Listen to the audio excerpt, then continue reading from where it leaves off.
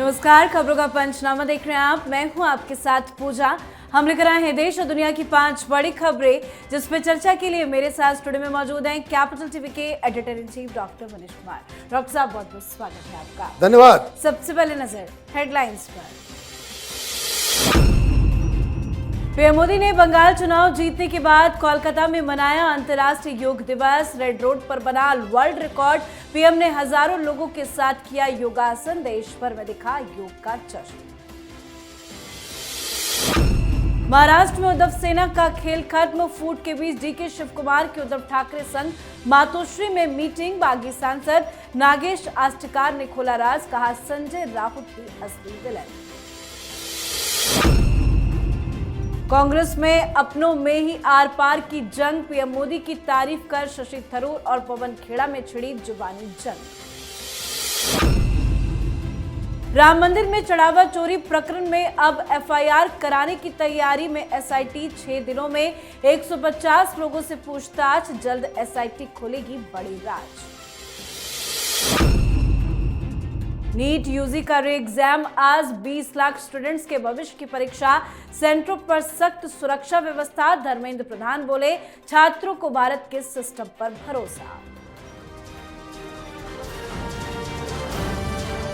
खबरों की शुरुआत में सबसे पहले बात अंतर्राष्ट्रीय योग दिवस की। देश भर में आज अंतर्राष्ट्रीय योग दिवस मनाया गया।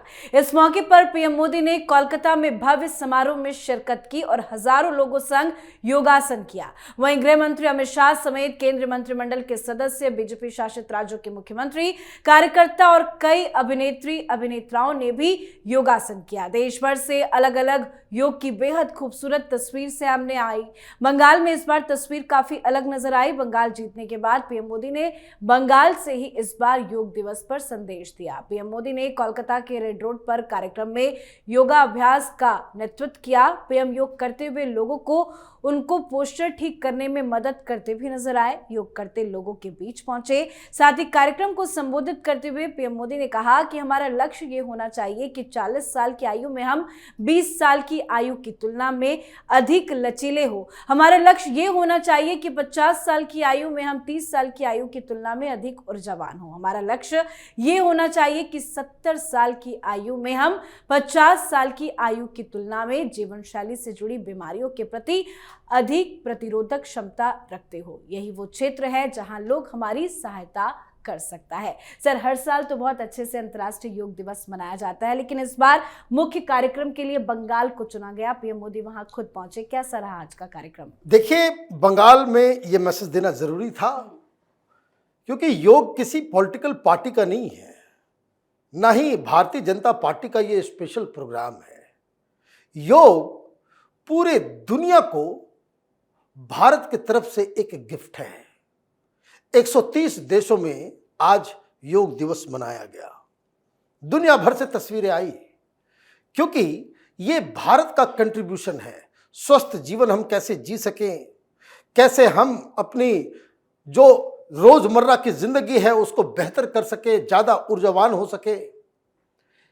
ये भारत को दुनिया में एक अलग पोजीशन दिला रहा है। ऑफ कोर्स प्रधानमंत्री मोदी ने योग का प्रचार प्रसार किया, पूरी दुनिया में इसको फैलाया गया, लेकिन आप देखिए, राहुल गांधी आज योगा करते हुए नजर आए क्या? विपक्ष का कोई नेता योगा करता हुआ नजर आया क्या? आपको हिंदुस्तान के परंपराओं से इस तरह की घृणा है? राजनीति अपनी जगह पे है, और इसलिए एक के बाद एक वो राज्य जहां भारतीय जनता पार्टी नहीं थी, ममता बनर्जी कभी योग होने नहीं देती थी, और इसलिए वो बताने के लिए कि किस तरीके से उन राज्यों में जहां भारतीय जनता पार्टी जीतती है, भारतीय संस्कृति को वहां लेकर के जाती है, इसलिए उस जगह को चूज किया गया। गिनी बुक को वर्ल्ड रिकॉर्ड भी बना। 35,000 से ज्यादा लोग, मतलब लोगों का समंदर नजर आ रहा था कि जिस तरीके से वहां पे योग का आज जो है वो एक एग्जाम्पल पेश किया गया। तो कहने का मतलब ये है कि प्रधानमंत्री मोदी, ये किसी पॉलिटिकल पार्टी का एजेंडा नहीं हो सकता। योग पाकिस्तान में लोग मना रहे हैं योग, अब आप ये देखिए, लेकिन हिंदुस्तान की राजनीति और खास करके विपक्ष की राजनीति इतनी ज्यादा गंदी हो गई है कि आप हिंदुस्तान की परंपराओं के ऊपर भी गर्व करना आपने छोड़ दिया है। जी, तो अंतर्राष्ट्रीय योग दिवस पर देश भर में योग की धूम देखी गई, तो वहीं महाराष्ट्र की राजनीति आज जबरदस्त गर्म नजर आई। उद्धव ठाकरे की पार्टी शिवसेना यूबीटी में बगावत क्यों हुई, इसके बारे में पहली बार बागी सांसदों ने बात की है। नागेश अस्टिकार ने यूबीटी के इस हाल के लिए संजय राउत को जिम्मेदार ठहराया। उन्होंने कहा कि संजय राउत की बातें बहुत ज्यादा हो गई, हमने पार्टी इसलिए छोड़ी क्योंकि हम पर भरोसा नहीं किया गया। संजय राउत ने पार्टी को बर्बाद कर दिया। पार्टी में हुई टूट के बीच कर्नाटक के मुख्यमंत्री डीके शिवकुमार ने मुंबई महाराष्ट्र में उद्धव ठाकरे से उनके आवास मातोश्री पर मुलाकात की। तो वहीं खबर अब ये सामने आ रही है कि उद्धव ठाकरे अब 27, 28 और 29 जून को उन लोकसभा क्षेत्रों का दौरा करेंगे जहां से बागी सांसद आते हैं। उनके कार्यक्रम में यवतमाल, परभनी, हिंगोली, धाराशिव और शिरडी शामिल है। ये दौरा पार्टी में टूट को रोकने और कार्यकर्ताओं का मनोबल बनाए रखने की रणनीति का हिस्सा माना जा रहा है। सर, क्या संजय राउत ही असली विलन है? देखिए, संजय राउत तो उद्धव ठाकरे के इशारे पे काम करने वाले उनके एक वेतन भोगी व्यक्ति हैं। वो कोई नेता थोड़ी है, स्पोक्स पर्सन बनाया गया है, अखबार का एग्जीक्यूटिव एडिटर बना करके रखा हुआ है उद्धव ठाकरे ने। और उद्धव ठाकरे की गलती यही है कि जरूरत से ज्यादा आपने उनको इंपॉर्टेंस दे दिया। उनकी बदजुबानी, उनका गाली गलौज करने का लहजा और बाकी लोगों को निरादर करने का तरीका, ये एक कारण है।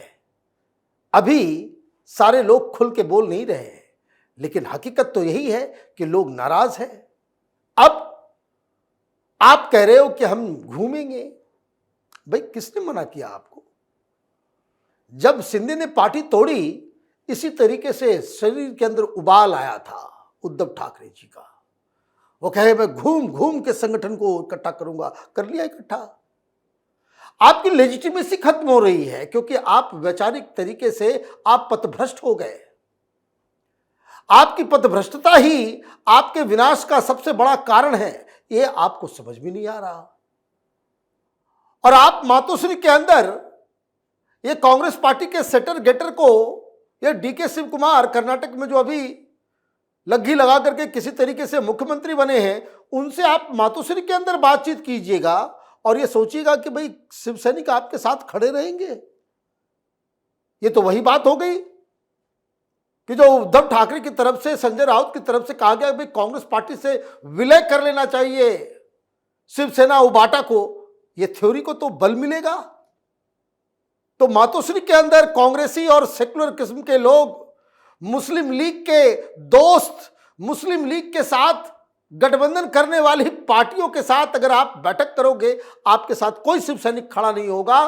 कोई आपके समर्थक जो है, जो कभी भी जिंदगी में हिंदू हृदय सम्राट बाला साहब ठाकरे के लिए किसी के लिए इज्जत होगी, वो इज्जत भी आपके लिए खत्म हो जाएगी। जी, तो उद्धव ठाकरे को फिर से बड़ा झटका लगा है। तो वहीं कांग्रेस में दो नेताओं के बीच में लड़ाई खुलकर सामने आ गई है।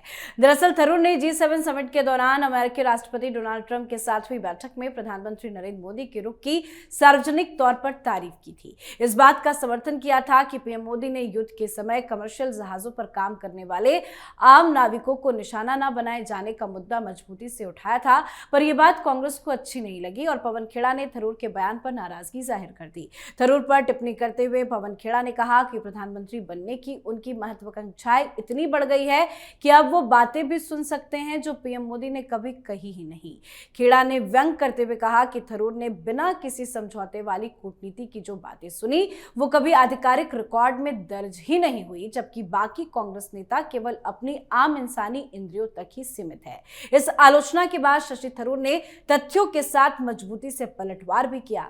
उन्होंने पीएम मोदी और ट्रंप के साथ पीएम मोदी की बैठक के दौरान भारतीय नाविकों की सुरक्षा का मुद्दा उठाए जाने से जुड़ी एक मीडिया रिपोर्ट भी पोस्ट की। जुबानी जंग दोनों नेताओं के बीच में अब खुलकर सामने आ गई है। सर, जब जब शशि थरूर पीएम मोदी की तारीफ करते हैं तो कांग्रेसियों को मिर्ची क्यों लग जाती है? देखिए, कांग्रेसियों को मिर्ची इसलिए लग जाती है क्योंकि कांग्रेस पार्टी को आजकल सत्य से घृणा हो चुका है। सच चीज उन्हें पचती नहीं है और प्रधानमंत्री मोदी की तारीफ हो जाए, उनको लगता है कि इनका इंसल्ट हो गया है। राहुल गांधी मीटिंग में पूरा मीडिया सेल कांग्रेस का इन लोगों ने एक प्रोपेगेंडा क्रिएट किया था कि प्रधानमंत्री मोदी तो डरपोक है, नरेंद्र सरेंडर, ये कभी नाविकों की बात उठाने की हिम्मत ही नहीं दिखा सकते। और उन्होंने वो बात कह दी तो बाकी दुनिया तो इनके ऊपर मजाक उड़ा ही रही थी, एक से एक मीम्स बन रहे थे। लेकिन शशि थरूर ने कह दिया, इनको मिर्ची लग गई। आप देखिए, कोई भी व्यक्ति, कोई भी सेंसिबल व्यक्ति अगर प्रधानमंत्री मोदी, भाई प्रधानमंत्री मोदी अपने बीजेपी के लीडर के रूप में वहां थे क्या? वो डोनाल्ड ट्रंप से बात कर रहे हैं या G7 में जाकर के भारत का पक्ष रख रहे हैं, वो तमाम हिंदुस्तानियों को रिप्रेजेंट कर रहे हैं वहां, और वहां कोई अच्छी बात हो जा रही है तो आप इसलिए गालियां दे रहे हो कि आपके दिमाग में ये एक कीड़ा घुसा हुआ है कि कम वाट में प्रधानमंत्री मोदी की कोई तारीफ नहीं होनी चाहिए। प्रधानमंत्री को कहीं से कोई प्राइज मिल जाता है तो इनको मिर्ची लग जाती है। अब आप अपने ही लीडर के खिलाफ सार्वजनिक रूप से, आप ये देखिए इतनी बड़ी त्रासदी, और ये कितना अभागा है ये राहुल गांधी कि आपको अपनी ही पार्टी के सबसे बड़े डिप्लोमेट और सबसे बड़े इंटरनेशनल पॉलिटिक्स के जानकार के खिलाफ आपको प्रेस कॉन्फ्रेंस करना पड़ रहा है। अरे पसंद नहीं है शशि थरूर, पार्टी से बाहर कर दो। आपकी वो भी हिम्मत नहीं पड़ती है। तो आप ये जो गाली गलौज, ये कमेंट, ये खेड़ा साहब अभी नए नए चुन के आए हैं राज्यसभा के अंदर, तो वो नमक का कर्ज अदा कर रहे हैं। उनको मालूम नहीं कि इसी बदजुबानी के चक्कर में एक बार जेल जा चुके हैं, बेल मिल गया है, दूसरी बार अभी असम में फिर से आप इसी चक्कर में फंसने जा रहे हो। जी, चलिए बढ़ते हैं आगे। अयोध्या के राम मंदिर में चढ़ावा गड़बड़ी मामले की जांच अब अहम मोड़ पर पहुंच चुकी है। मामले की जांच कर रही एसआईटी ने अपनी प्रारंभिक जांच पूरी कर ली है। एसआईटी ने करीब 150 लोगों से पूछताछ की है। जांच के दौरान कुछ पदाधिकारियों और संबंधित लोगों के बयानों में विरोधाभास भी सामने आया है। इसी आधार पर कई अतिरिक्त दस्तावेज भी मांगे गए हैं। एसआईटी ने एक एक बिंदु को बारीकी से खंगाला है। इसी बीच जांच के दौरान मंदिर के लिए दान में मिली कुछ बहुमूल्य वस्तुएं और आभूषणों का स्पष्ट रिकॉर्ड नहीं मिलने की बात भी सामने आई है। वहीं मंदिर की नींव में रखे जाने के लिए भेंट की गई करीब 60 किलो चांदी की शिलाओं को लेकर भी सवाल उठ रहे हैं। जांच एजेंसियां अब दस्तावेजों, रिकॉर्ड और संबंधित लोगों के बयानों का मिलान कर पूरे मामले की तह तक पहुंचने की कोशिश कर रही है। माना जा रहा है कि अब तक की जांच रिपोर्ट के आधार पर एसआईटी इस मामले में एफआईआर दर्ज करा सकती है। जल्द बड़े खुलासे होने की उम्मीद जताई जा रही है। सर, एसआईटी की प्रारंभिक जांच पूरी हो गई है। जांच का एंगल अभी तक क्या-क्या सामने आया है और क्या लग रहा है, क्या ये बस आरोप है या चोरी हुई है? देखिए, एसआईटी की रिपोर्ट जब तक सार्वजनिक ना हो जाए या सरकार की तरफ से ये बताया नहीं जाए कि एसआईटी की जांच में क्या निकला है, ये कुछ भी कह पाना वो गलत है। बहुत सारे टेलीविजन चैनलों को मैं देख रहा हूं, मीडिया हाउसेज और यूट्यूब चैनल्स के ऊपर सूत्रों के हवाले से बहुत सारी कहानियां बताई जा रही हैं। हो सकता है उनके पास इंफॉर्मेशन हो, लेकिन let's not jump the gun. एक बात बिल्कुल साफ है, एसआईटी किसी को छोड़ने नहीं जा रही। जिस किसी का भी नाम आएगा, चाहे वो कितना भी बड़ा व्यक्ति क्यों ना हो, योगी आदित्यनाथ उसको पनिश करने जा रहे हैं, उसको छोड़ने नहीं जा रहे। और मैं आपको एक बात और बता दूं कि इस पूरे एसआईटी और पूरी जांच के ऊपर प्रधानमंत्री मोदी की नजर बनी हुई है, क्योंकि ये एक ऐसा वाकया हुआ है, एक ऐसी घटना है जो किसी भी एंगल से माफी के लायक नहीं है। चोरी 1 रुपए की हुई हो या 1 करोड़ की या 100 करोड़ की, हिसाब लेना पड़ेगा। और चूंकि इस देश में इस तरह के इन्वेस्टिगेशन के बाद सरकारें लुंज पुंज तरीके से लोगों को डील नहीं कर पाती, पनिश नहीं कर पाती, तो इसलिए इस तरह के दानवों, इस तरह के दुष्टों का हिम्मत जो है वो बढ़ा हुआ होता है। एक एग्जेम्पलरी केस बनाकर, एक एग्जाम्पल बनाकर इन लोगों को, जिन लोगों ने भी गड़बड़ियां की है, उनको दंडित करना, ये सरकार की भी जिम्मेदारी है और पुलिस की भी जिम्मेदारी है। जी, अब बात आज की आखिरी खबर की। देश भर में आज नीट यूजी एग्जाम का आयोजन हुआ। इस बार परीक्षा केंद्रों पर सख्त सुरक्षा व्यवस्था की गई। इसके लिए दिल्ली पुलिस के जवानों के साथ ही अर्धसैनिक बलों के जवानों की भी तैनाती की गई। दिल्ली में नीट परीक्षा के लिए कुल 97 परीक्षा केंद्र बनाए गए। सभी परीक्षा केंद्र के बाहर 4-4 अर्धसैनिक बलों के जवान और करीब 20-20 दिल्ली पुलिस के जवानों की तैनाती की गई। पुलिसकर्मी सुरक्षा व्यवस्था पर पैनी नजर बनाए रखे। दिल्ली एयरपोर्ट पर दोपहर 1:15 पर पहुंचने के बाद प्रधानमंत्री मोदी ने तुरंत अपने आवास के लिए रवाना होने के बजाय एयरपोर्ट पर ही प्रतीक्षा करने का फैसला लिया। दोपहर 2 बजे नीट परीक्षा शुरू होनी थी। परीक्षार्थियों को एग्जाम सेंटर तक पहुंचने में किसी प्रकार की परेशानी ना हो और ट्रैफिक प्रभावित ना हो, इसके लिए पीएम ने 2 बजे परीक्षा शुरू होने के बाद ही अपने आवास के लिए रवाना हुए। तो वहीं धर्मेंद्र प्रधान ने कहा कि छात्रों को भारत के सिस्टम पर भरोसा है और आगे भी रहेगा। सर, आज तो किसी भी प्रकार की गड़बड़ी की खबर सामने नहीं आई, अच्छे से प्रक्रिया पूरी हो गई। अब विपक्षी पार्टी क्या कहेंगे? देखिए, विपक्षी पार्टी के हाथ से तो सबसे बड़ा मुद्दा खत्म हो गया। अभी तो राहुल गांधी कहां कहां कोटा, लखनऊ, पटना, हर जगह का प्लान बना के रखा था। जेएनजी को भड़काना था, छात्रों को सड़कों पे लेकर के आना था। केजरीवाल क्या कह रहा था कि तुमको, छात्रों से वो अपील कर रहा था कि सड़क पे आ जाओ, मतलब पढ़ाई लिखाई छोड़ दो, सड़कों पे आ जाओ। राहुल गांधी, नेपाल बना दो, बांग्लादेश बना दो। आज बहुत अच्छे तरीके से एग्जाम हो गया, तो इसका मतलब यह है कि इनके हाथ से वो मुद्दा निकल गया। अब क्या करेंगे? क्योंकि अब तो ये आप आरोप भी नहीं लगा सकते, क्योंकि ये मामला जो है वो बिल्कुल सुचारू रूप से हो गया, कोई पेपर लीक नहीं हुआ। पेपर लीक का जो मुद्दा विपक्ष ने बनाया वो आज खत्म हो गया। दूसरी चीज, लेकिन सिस्टम क्या ऐसा ही इस तरह से युद्ध स्तर पे हर एग्जाम किया जाएगा? यह सरकार को सोचना होगा। यह सरकार को सोचना होगा। यह कह देने से काम नहीं चलेगा कि भाई हर सरकार के अंदर पेपर लीक हुआ है, हर बार पेपर लीक हो जाता है। लेकिन उसका एक लक्ष्मण रेखा तो आपको क्रॉस बनाना पड़ेगा कि अब एक भी बार कोई पेपर लीक नहीं हो, उसके लिए व्यवस्था आपको करनी पड़ेगी। और अभी से ये नहीं कि सरकार जगे तब जब ये खबर आ जाए कि पेपर लीक हो गया। हर बार क्या होता है, पेपर लीक होने के बाद सारे लोग जगते हैं, क्यों पेपर लीक हो गया, अब उसको पकड़ो, ये इन्वेस्टिगेशन करो। भाई पेपर लीक क्यों हो रहा है? वो इसलिए हो रहा है कि आपके पास कानून नहीं है। लुंज पुंज तरीके से आप सारा सिस्टम चला रहे हो।